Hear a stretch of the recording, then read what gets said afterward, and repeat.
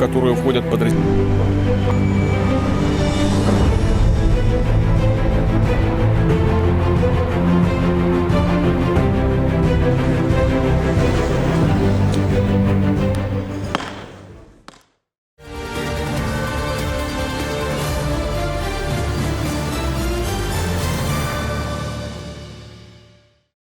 In next July, the heads of 31 NATO countries will gather in Vilnius, the capital of Lithuania, for the fourth summit since Russia invaded Ukraine. The same as the previous three summits, the resolution of the Ukraine conflict is expected to overshadow the conference. NATO will look at what Ukraine needs to keep fighting and what it can offer.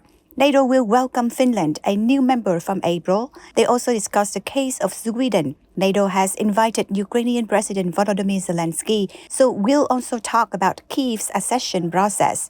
On this occasion, Mr. Andriy Zagorodnyuk, president of the Ukrainian Defense Strategy Center and former defense minister of Ukraine, had an article shared in Foreign Affairs magazine explaining why NATO needs to admit Ukraine right now.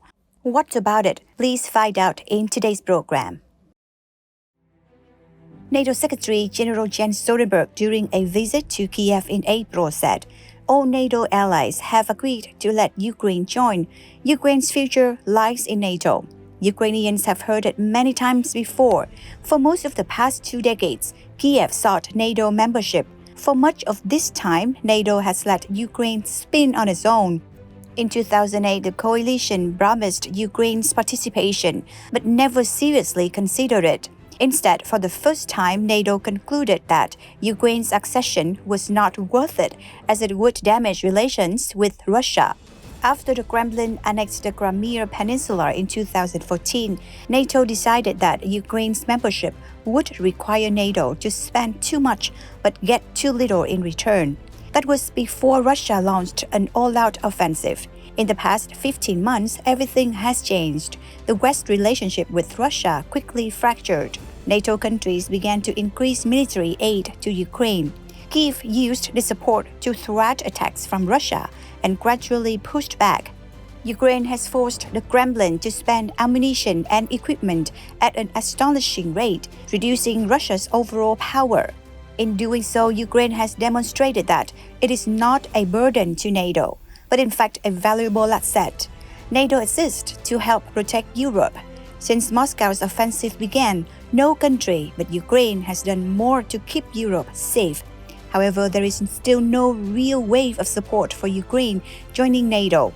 European governments may have stopped worrying about a rift with Moscow, but they are worried about expanding the war into their countries, considering Ukraine's entry into NATO is certain to escalate the conflict. NATO has a clause that if someone attacks one member, it is considered an attack on all. Russian President Vladimir Putin has made it clear that NATO is an enemy. They fear that he might expand the war if Ukraine is admitted. However, these concerns are completely misguided. Contrary to a misconception, NATO regulations do not require members to send troops to defend a NATO country that has been attacked before. The idea that President Putin will escalate the war because of Ukraine's accession to NATO reflects a misunderstanding of history. European nations have spent years ignoring Ukraine's application to join, precisely to avoid offending Moscow, with zero results. Therefore, the time has come for Ukraine to get involved, not sooner or later, but now. By joining the alliance, Ukraine will secure its future as part of the West. It is also certain that the United States and Europe will continue to help them against Moscow. Europe also gains security benefits by allowing Ukraine to join. It is clear that the continent is not ready to defend itself, and its politicians have overestimated the security problem of the bloc as a whole. Europe will never be safe from Russia until they can stop Moscow's military attacks. No country is more qualified to do so than Ukraine. With the enormous support given to Ukraine over the past 15 months, NATO has essentially paid for Ukraine's admission. By allowing it to join now, NATO can begin to reap the benefits. Ukraine is the continent's best hope to establish peace and rule across the eastern flank. Ukraine should be welcomed and received. According to the former defense minister of Ukraine, the country did not always want to be part of NATO. After independence in 1991, they actively shunned military alliances. The constitution also officially states they will be neutral. The Ukrainian government at the time had no intention of building a large standing army. Ukraine even disbanded its nuclear arsenal, which it inherited from the Soviet Union. In return, Kiev signed an agreement with Britain, Russia, and the United States, in which these countries pledged to respect Ukraine's sovereignty. So far, Moscow's promises are meaningless. Russia began conducting covert and mixed operations in Ukraine shortly after the turn of the new millennium. Moscow has escalated its activities, including bribery and the spread of disinformation. Ukraine approached NATO in 2008 and asked if it was possible to join. In 2008 Bucharest Declaration, NATO agreed on the path of Ukraine's accession, but this path was rather vague and unintentional. For example, there was no timetable or milestones for Ukraine. It's all just a promise. The joining will happen one day. This hesitation comes from Russia. Moscow attended the Bucharest conference and lobbied NATO to reject Ukraine's case. It was a time when the West and Russia were forging an increasingly strong economic relationship. By integrating with Russia, many European countries believe that, in addition to developing their own economies, it is possible to curb Moscow's unchecked behavior. Even in 2010, NATO classified Russia as a close partner, hoping to be able to cooperate more with the Kremlin. These hopes continued even after Moscow annexed the Crimean Peninsula in 2014 and started the war in eastern Ukraine. Ukraine's wait is too long. Russia's actions show that Ukraine's neutrality will not maintain peace in Europe. Ukraine was not affiliated with either party at the time of the Moscow attack. Now the West fears that accepting Ukraine will not only upset Moscow but also drag NATO into the conflict. Western calculations had changed by the time Russia attacked Kiev in February 2022. The Kremlin's all-out assault shows that Russia is not a reliable power with which Europe can trade and strengthen economic cooperation. Moscow has violated international law.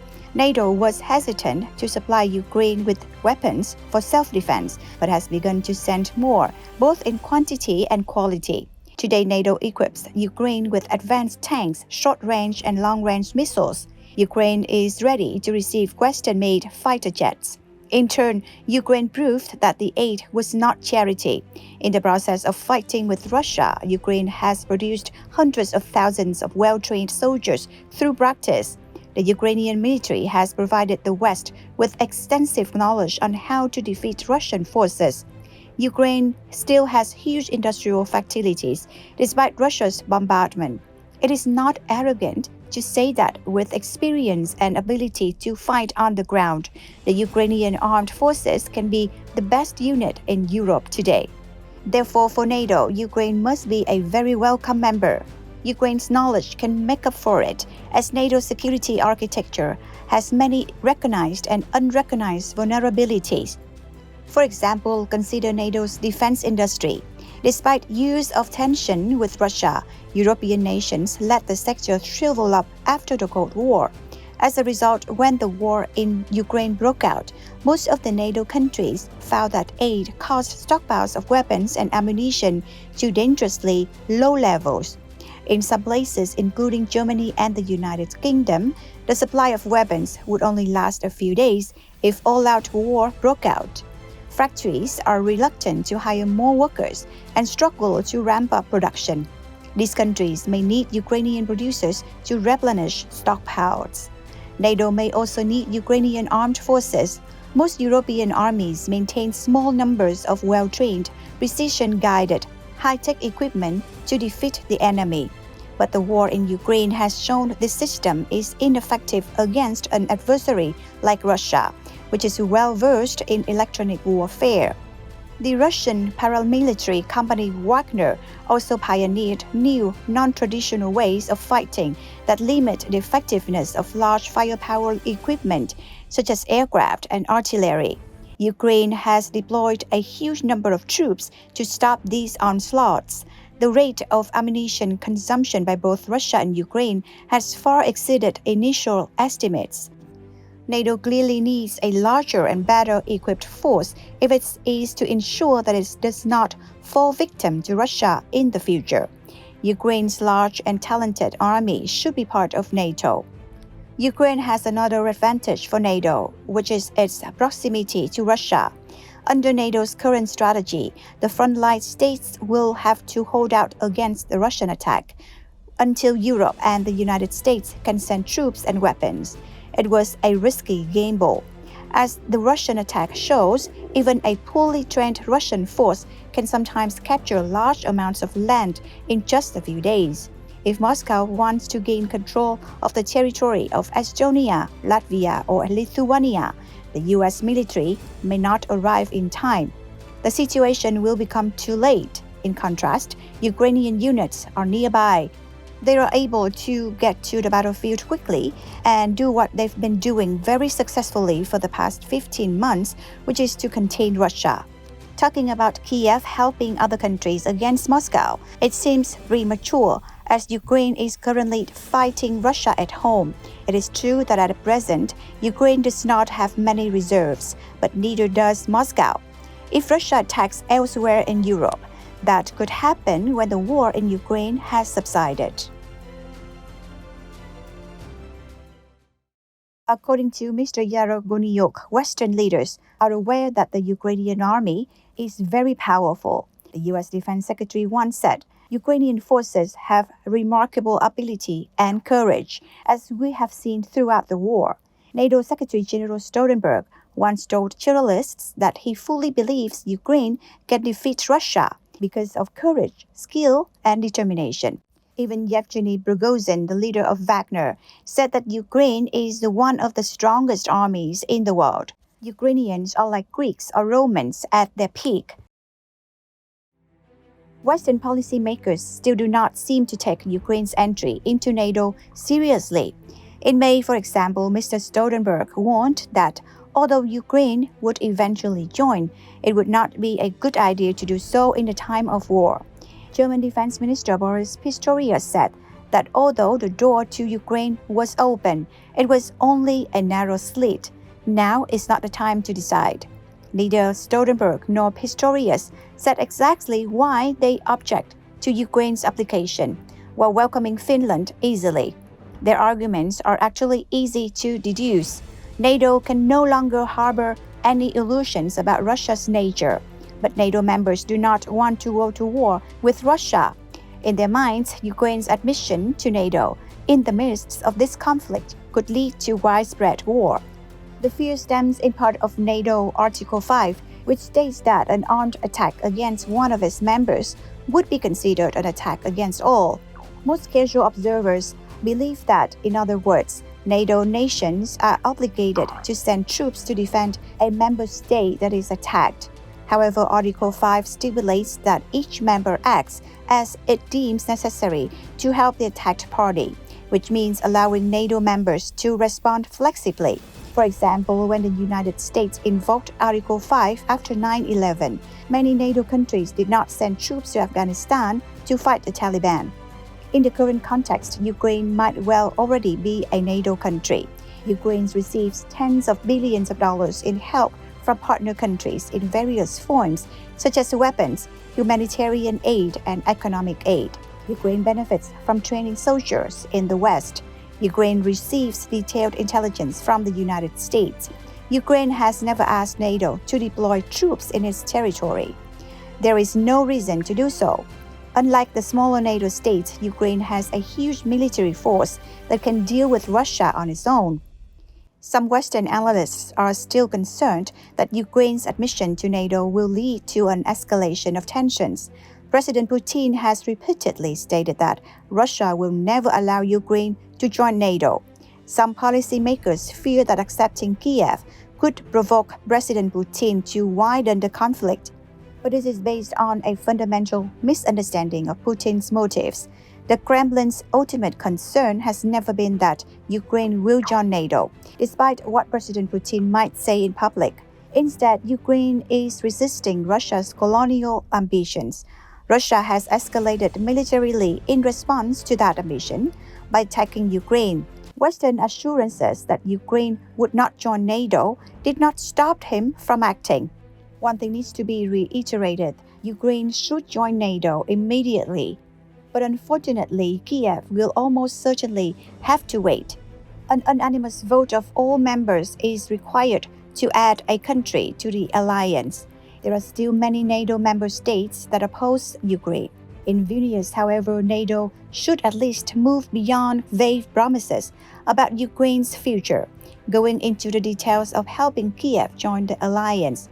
It's time for Western nations to stand up to the bullies and stop letting Russia or any outside country have a role in the bloc's security architecture. Now is the time for NATO to begin strengthening its own security. Bringing Ukraine in is essential to accomplish this task. No country knows as much about Russia as Ukraine. The West must accept that the Russian threat will not go away. Russia's imperial ambitions will extend beyond Ukraine. The entire top Russian leadership is engulfed in enmity with the West and is aiming to recreate an empire. Russia will threaten Eastern Europe even if Kiev achieves a complete victory. The democratic world needs a united army to thwart the Kremlin's ambitions. NATO could be that force, but to do so, they need to stop seeing Ukraine as a neighbor, but rather a full member. Ukraine is a country that can do much to keep Europe safe. Many Ukrainian officials believe that they are the stone to protect the peace of Europe. However, many comments said that Ukraine also contributed an important cause of the war. Now they are drawing NATO into conflict with Russia, posing a threat to the European security architecture. So is Ukraine the stronghold of peace or the beginning of all instability? It's probably hard to give a clear answer. It depends on the perspective of each person and the context of each country.